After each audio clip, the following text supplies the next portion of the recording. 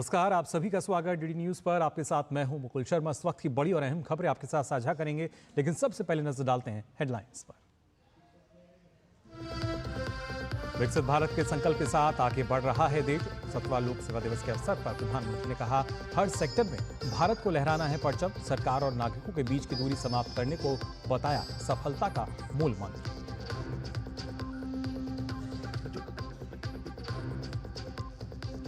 विदेशी धरती पर एक बार फिर बिगड़े राहुल गांधी के बोल। चुनाव आयोग की नियत और निष्पक्षता पर उठाए सवाल। भाजपा ने राहुल पर विदेश में देश का नाम खराब करने के लगाए आरोप। कहा, संवैधानिक संस्थानों का अपमान करना राहुल की पुरानी आदत है।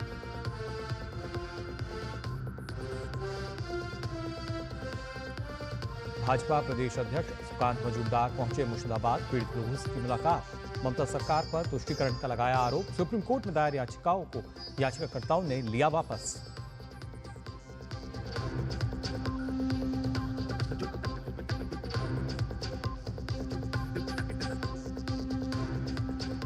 नक्सल मुक्त भारत अभियान में बड़ी सफलता। झारखंड के बोकारो में सुरक्षा बलों ने 1 करोड़ के इनामी सहित 8 नक्सलियों को मार गिराया। गृह मंत्री अमित शाह ने कहा, नक्सलवाद को जड़ से उखाड़ने के लिए हमारा अभियान निरंतर जारी।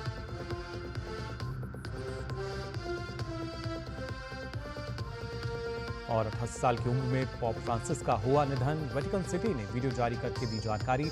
लंबे समय से चल रहे थे बीमार। पीएम मोदी ने जताया शोक।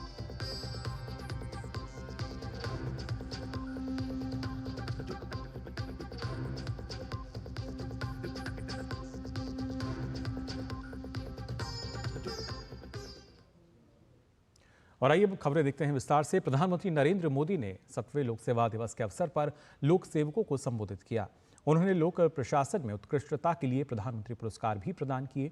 गौरतलब है कि प्रधानमंत्री ने सदैव देश भर के लोक सेवकों को नागरिकों के हित में समर्पित होने, जनसेवा के लिए प्रतिबद्ध होने और अपने काम में उत्कृष्टता प्राप्त करने के लिए प्रोत्साहित किया है। इस वर्ष प्रधानमंत्री ने लोक सेवकों को जिलों के समग्र विकास, आकांक्षी ब्लॉक कार्यक्रम और नवाचार की श्रेणियों में 16 पुरस्कार प्रदान किए। प्रधानमंत्री नरेंद्र मोदी ने लोक सेवकों से नागरिकों देवो भव के भाव से काम करने का आह्वान भी किया। उन्होंने कहा कि लोक सेवकों को विकसित भारत का शिल्पकार के रूप में अपने दायित्वों का निर्वहन करना है।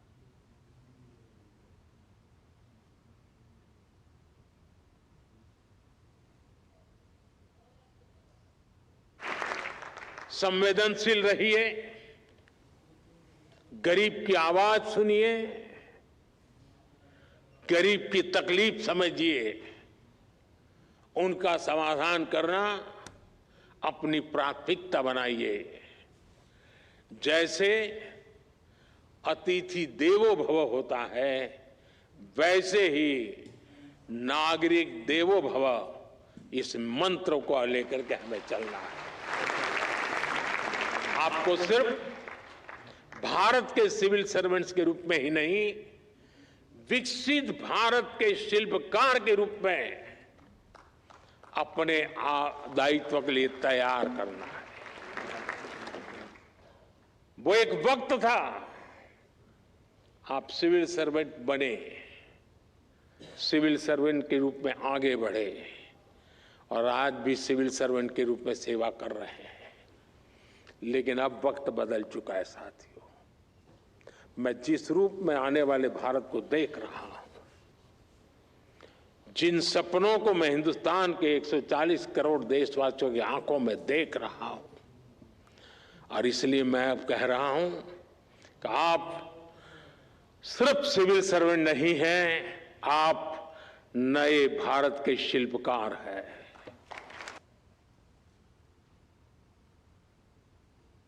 पीएम मोदी ने इस मौके पर समग्र विकास और नवाचारों पर ई-बुक्स का विमोचन भी किया। पीएम मोदी ने कहा कि सरकार ने 3400 से ज्यादा कानूनों में बदलाव किया है और इसे लेकर उन्हें विरोध का सामना भी करना पड़ा, लेकिन उन्होंने लक्ष्य के दबाव में के आगे घुटने नहीं टेके।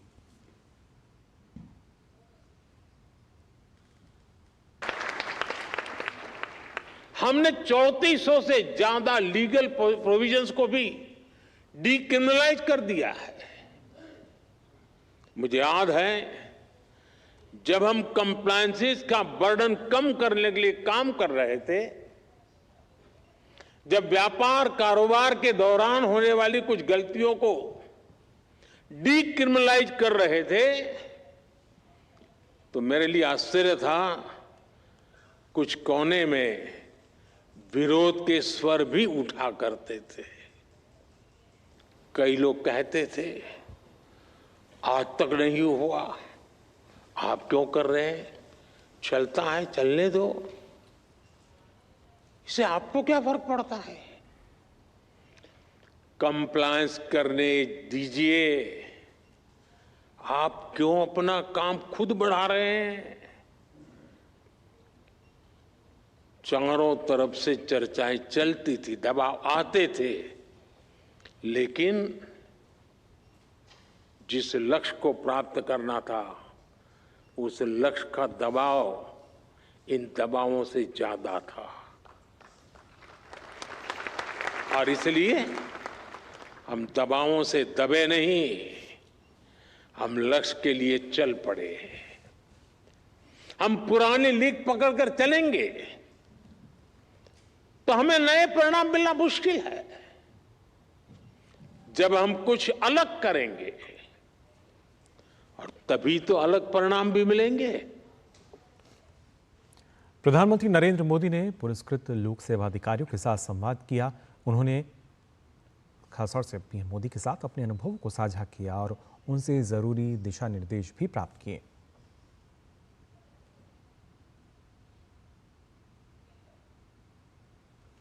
लोकसभा में विपक्ष के नेता राहुल गांधी ने अमेरिका दौरे पर फिर एक बार देश की संवैधानिक संस्थाओं पर सवाल खड़ा किया है। उन्होंने बोस्टन में ब्राउन यूनिवर्सिटी के छात्रों के साथ एक सत्र में हिस्सा लिया। यहां उन्होंने पिछले साल हुए महाराष्ट्र चुनाव का मुद्दा उठाया।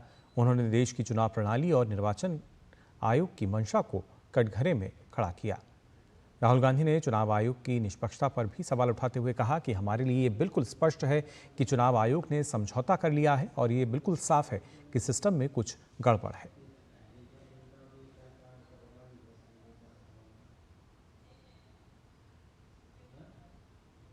विदेशी धरती पर लोकसभा में विपक्ष के नेता राहुल गांधी द्वारा चुनाव आयोग की पारदर्शिता को लेकर आरोप लगाने पर बीजेपी ने कड़ी प्रतिक्रिया जाहिर की है।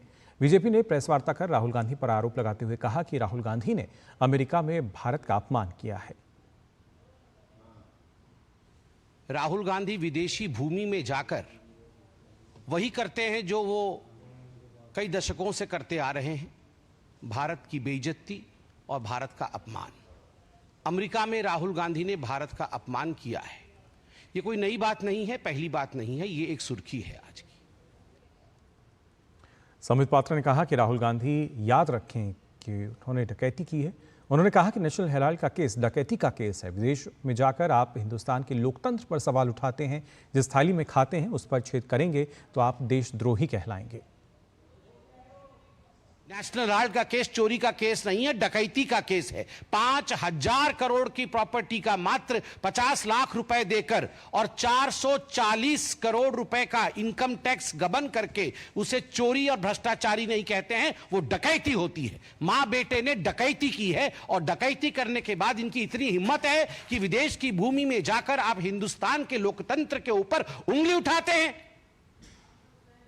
राहुल गांधी, आपसे नहीं हो पाएगा हिंदुस्तान में राजनीति तो जाकर के किसी और देश से चुनाव लड़िए, मगर जिस थाली में खाते हैं अगर उस थाली में आप छेद करेंगे तो आप देशद्रोही कहलाएंगे। विदेशी धरती पर लोकसभा में विपक्ष के नेता राहुल गांधी द्वारा चुनाव आयोग की पारदर्शिता को लेकर आरोप लगाने पर बीजेपी लगातार अपनी कड़ी प्रतिक्रिया दे रही है। इसी में बीजेपी के राष्ट्रीय प्रवक्ता शहजाद पूनावाला ने कहा कि राहुल गांधी विदेश जाकर संवैधानिक संस्थाओं का अपमान करते हैं, यही उनकी पहचान बन चुकी है। ये यही दिखाता है कि कुछ लोग पीएम मोदी का विरोध करते करते भारत के विरोध में उतर आए हैं। भारत के ही खिलाफ भारत की बदनामी की सुपारी लेने का काम राहुल गांधी और उनके इकोसिस्टम ने किया है। राहुल गांधी ने तो एक बार बोल दिया, I am fighting Indian state. अब इंडियन स्टेट के साथ फाइट करते करते इंडियन इंस्टीट्यूशन से भी सवाल उठाना। जब जुडिशरी आपके पक्ष में फैसला दे, जुडिशरी ठीक। जब आप चुनाव जीतो तब इलेक्शन कमीशन कर्नाटका तेलंगाना में ठीक, हिमाचल में ठीक, परंतु जब आप चुनाव हार जाओ महाराष्ट्र और हरियाणा में तो इलेक्शन कमीशन पर ठीकरा फोड़ो। दरअसल अपने आप को हार से बचाना है, इसीलिए इलेक्शन कमीशन पर निशाना है, यही इनका फसाना है। वक्फ संशोधन अधिनियम को लेकर मुर्शिदाबाद जिले में हुई हिंसा के बाद आज पश्चिम बंगाल बीजेपी के अध्यक्ष सुकांत मजूमदार मुर्शिदाबाद पहुंचे। इस दौरान उन्होंने हिंसा पीड़ित परिवारों से मुलाकात की और न्याय दिलाने के लिए हर संभव सहायता का भरोसा दिलाया। इस मौके पर उन्होंने राज्य सरकार पर निशाना साधते हुए मुर्शिदाबाद में हिंदुओं पर लगातार अत्याचार का जिक्र किया और साथ ही बंगाल सरकार और उन्होंने कहा कि बंगाल की मुख्यमंत्री ने अब तक इस घटना की निंदा तक नहीं की है।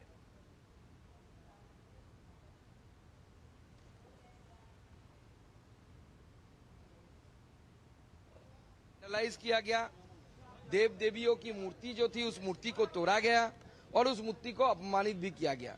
टोटल 56 शॉप्स जो हिंदुओं के थे उसे तोड़ दिया गया, पूरी तरीके से लूट लिया गया। एक भयंकर स्थिति यहाँ पे किया गया और ममता बनर्जी की पुलिस और ममता बनर्जी खुद इसके बारे में एक भी निंदा का शब्द उन्होंने अभी तक इशू नहीं किया, जारी नहीं किया। तृणमूल कांग्रेस के तरफ से और ममता बनर्जी की तरफ से स्पेशली इस तरीके की घटना की निंदा करती हुई कोई भी स्टेटमेंट नहीं आया। मुर्शिदाबाद हिंसा मामले में दायर दोनों याचिकाओं को याचिकाकर्ताओं ने वापस ले लिया है। कोर्ट ने कहा है कि याचिका जल्दबाजी में तैयार हुई दिखती है। इस तरह के मुद्दे पर अधिक गंभीरता बरतने की जरूरत है। याचिकाकर्ता वकील शशांक शेखर झा ने मौजूदा याचिका वापस लेकर बेहतर तरीके से तैयार नई याचिका दायर करने की अनुमति मांगी है। सुप्रीम कोर्ट ने याचिका वापस लेने की अनुमति दे दी है। इससे पहले सुनवाई में याचिकाकर्ता विशाल तिवारी और शशांक शेखर झा ने अपनी बात रखी। जस्टिस सूर्यकांत ने पूछा कि जिन लोगों के पलायन की बात याचिका में कही गई है, क्या उससे जुड़ा ब्यौरा याचिका में दिया गया है। याचिकाकर्ता वकील ने कहा कि उन्होंने मीडिया रिपोर्ट्स को देखकर याचिका दायर की है। सुप्रीम कोर्ट ने यह भी पूछा क्या आर्टिकल 226 के तहत कलकत्ता हाई कोर्ट में सुनवाई नहीं हो सकती है। मुर्शिदाबाद हिंसा में कुल 3 लोगों की मौत हुई थी, जबकि सैकड़ों की संख्या में लोग राहत शिविर में ठहरे हुए हैं। इस मामले में कलकत्ता हाई कोर्ट में भी सुनवाई चल रही है और हाई कोर्ट के निर्देश पर ही हिंसा पर काबू पाने के लिए केंद्रीय बलों को प्रभावित इलाकों में तैनात किया गया है। वहीं भाजपा नेता अनुराग सिंह ठाकुर ने एक बार फिर पश्चिम बंगाल की ममता सरकार पर आरोप लगाया है। उन्होंने कहा कि पश्चिम बंगाल की सरकार चलाना ममता बनर्जी के बस की बात नहीं है। राज्य में अवैध घुसपैठ का मामला हो या फिर धार्मिक आधार पर हिंदू मुस्लिम के आधार पर बांटने की बात हो, ममता बनर्जी की सरकार सबसे आगे है। ममता बनर्जी जी के बस की बात ही नहीं रही बंगाल की सरकार चलाना। बांग्लादेशी घुसपैठियों को शरण मिलती है, रोहिंग्या मुसलमानों को शरण मिलती है, फर्जी आधार कार्ड बनाए जाते हैं और धार्मिक आधार पर राज्य में हिंदू मुसलमानों को बांटने का काम वहाँ पे किया जाता है। रामनवमी के जुलूसों पर पथराव किए जाते हैं, गोली चलाने आगजनी की घटनाएं होती हैं। मंदिर में जाने पर या हिंदू उत्सव मनाने पर वहाँ पर एक तरह से रोक टोक के लगते हैं। और यही नहीं, जब वक्फ बिल पास होता है तो उसके बाद जानबूझकर वहाँ पर ऐसा वातावरण बनाया जाता है जहाँ पर हिंदुओं को पलायन करने पर मजबूर होना पड़े। अमेरिका के उपराष्ट्रपति जेम्स डेविड वेंस 4 दिन की भारत यात्रा पर आज नई दिल्ली पहुंच गए हैं। उनके साथ पूरा परिवार भी भारत की यात्रा पर है। उपराष्ट्रपति का पालम हवाई अड्डे पर पारंपरिक तरीके से स्वागत किया गया। केंद्रीय मंत्री अश्विनी वैष्णव ने उनकी अगवानी की। वेंस के तीनों बच्चे इस दौरान भारतीय परिधानों में नजर आए।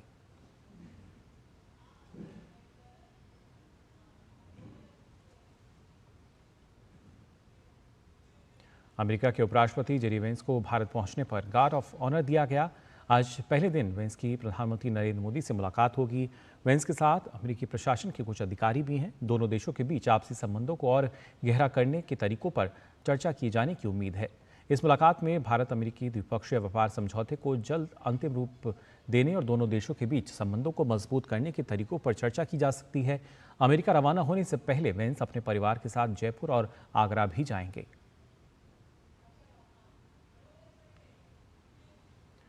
आपको बता दें, उपराष्ट्रपति जेडी वेंस ने सपरिवार अक्षरधाम मंदिर के दर्शन भी किए।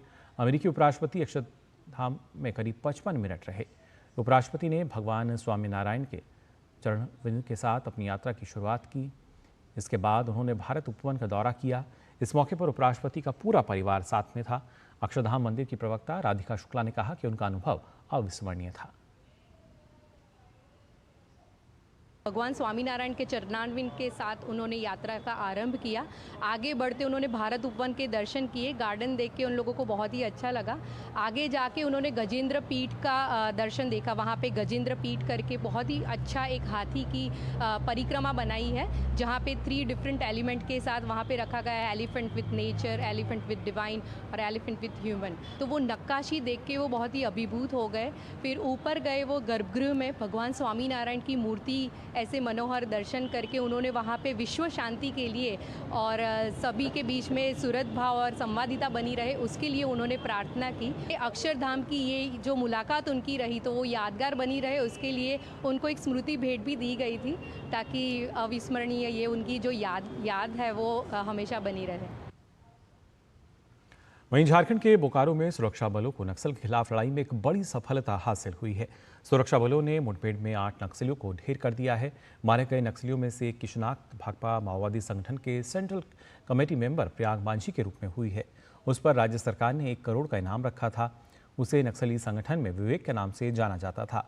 पिछले कुछ महीनों से ये गिरिडीह के पासनाथ पहाड़ी और आसपास के इलाके में सक्रिय था। झारखंड के अलावा बिहार, छत्तीसगढ़ से लेकर ओडिशा में 100 से भी अधिक नक्सली वारदातों में उसका नाम शामिल था। सीआरपीएफ और पुलिस बल की संयुक्त टीम ललफनिया थाना क्षेत्र के लुगू पहाड़ और उसकी तराई वाले जंगली इलाके में सर्च ऑपरेशन पर निकली थी। इस दौरान जंगल में छिपे नक्सलियों ने पुलिस और सुरक्षा बलों पर गोलीबारी शुरू कर दी। जवानों ने भी मोर्चा संभाला और जवाबी फायरिंग की। सर्च ऑपरेशन में सीआरपीएफ और झारखंड पुलिस के जवान शामिल हैं। फिलहाल मुठभेड़ जारी है। झारखंड में इस वर्ष पुलिस और सुरक्षा बलों के साथ मुठभेड़ में अब तक कई नक्सली मारे जा चुके हैं। इसके लिए एक बहुत सफलतापूर्वक दिन है आज, और हमारी जांबाज फोर्सेस ने आज माओवादियों के गढ़ में घुस करके 8 माओवादियों को मार गिराया है, और उसमें हमारे को 4 इंसास, 1 SLR, 1 रिवॉल्वर और कुछ अन्य हथियार बरामद हुए हैं। और इस पूरे ऑपरेशन का टोटल जो श्रेय जाता है वो हमारी जेजे, हमारी जिला पुलिस और हमारी सीआरपीएफ, ये तीनों ने मिलकर के इस ज्वाइंट ऑपरेशन को किया। इसमें केंद्रीय गृह मंत्री अमित शाह ने सरकार की नक्सल खात्मे को लेकर एक बार फिर अपनी प्रतिबद्धता जताई। गृह मंत्री ने सोशल मीडिया एक्स पर अपने ट्वीट में लिखा कि नक्सलवाद को जड़ से उखाड़ने के लिए हमारा अभियान निरंतर जारी है। आज सुरक्षा बलों को नक्सलवाद को जड़ से उखाड़ने के लिए चल रहे अभियान में एक और महत्वपूर्ण सफलता मिली। झारखंड के बोकारो में लुगू हिल्स में मुठभेड़ में 8 माओवादियों मारे गए हैं, जिनमें एक शीर्ष स्तर का नक्सली विवेक, जिस पर 1 करोड़ रुपए का इनाम था, और 2 अन्य कुख्यात नक्सली शामिल हैं। हमारा अभियान जारी रहेगा है और ये हमारे सुरक्षा बलों के प्रयासों से हुआ है। प्रधानमंत्री नरेंद्र मोदी कल सऊदी अरब के 2 दिवसीय दौरे पर रवाना हो रहे हैं। यात्रा के दौरान पीएम एक खजूर प्रोसेसिंग यूनिट का दौरा करेंगे, जहां बड़ी संख्या में भारतीय काम करते हैं। प्रधानमंत्री मोदी के आने की खबर से फैक्ट्री में काम करने वाले लोग बहुत खुश हैं। देखिए जद्दा से संवाददाता नीरज सिंह की रिपोर्ट।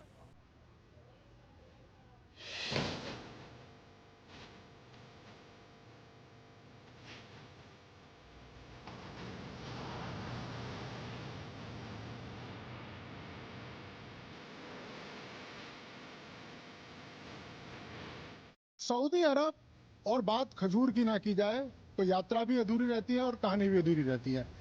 इस समय हम सऊदी अरब के जिद्दा में हैं, और जिद्दा में एक ऐसी फैक्ट्री में है जहां पर खजूर के प्रोसेसिंग का काम होता है।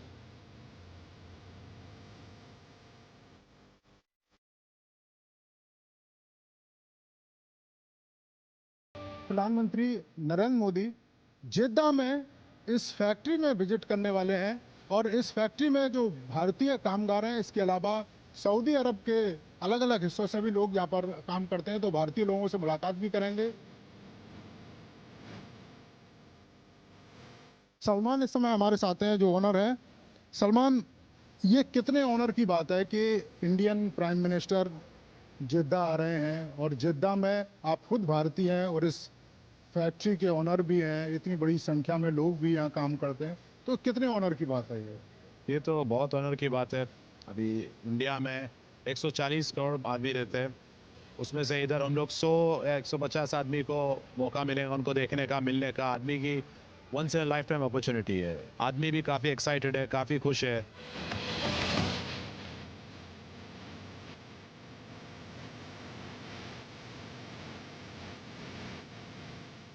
हमारा देश का पीएम आएगा सर, बहुत खुशी की बात है सर। हमारा कंपनी में देख के जानकारी लेंगे सर, अच्छा लगेगा, बहुत खुशी की बात है सर।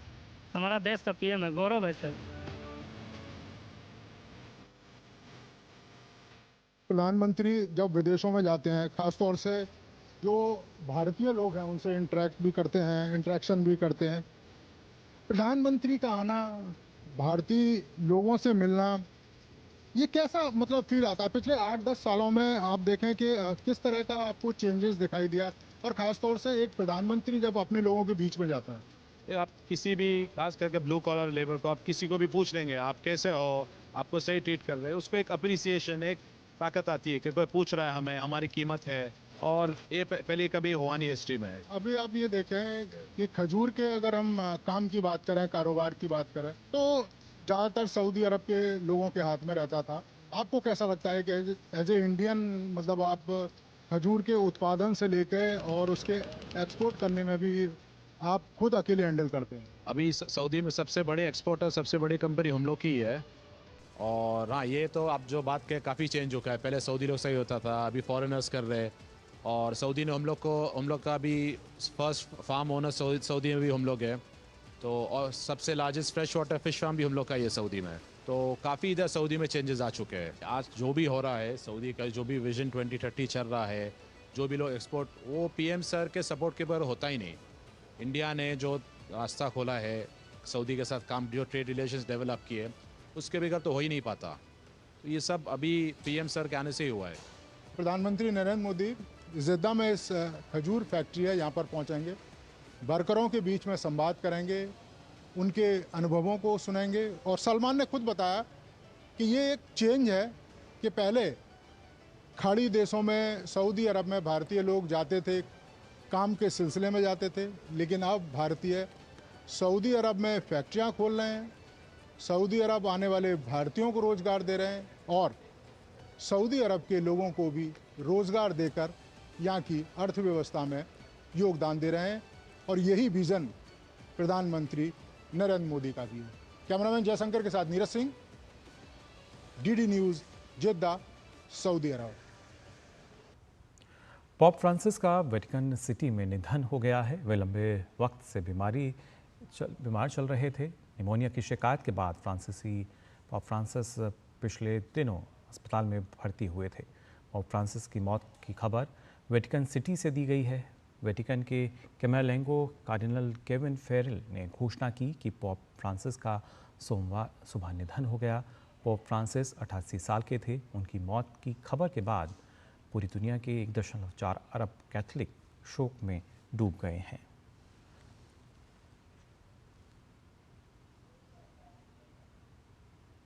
प्रधानमंत्री नरेंद्र मोदी ने पोप फ्रांसिस के निधन पर गहरा शोक व्यक्त किया है। उन्होंने सोशल मीडिया प्लेटफॉर्म एक्स पर लिखा है कि पोप फ्रांसिस के निधन से मुझे गहरा दुख हुआ है।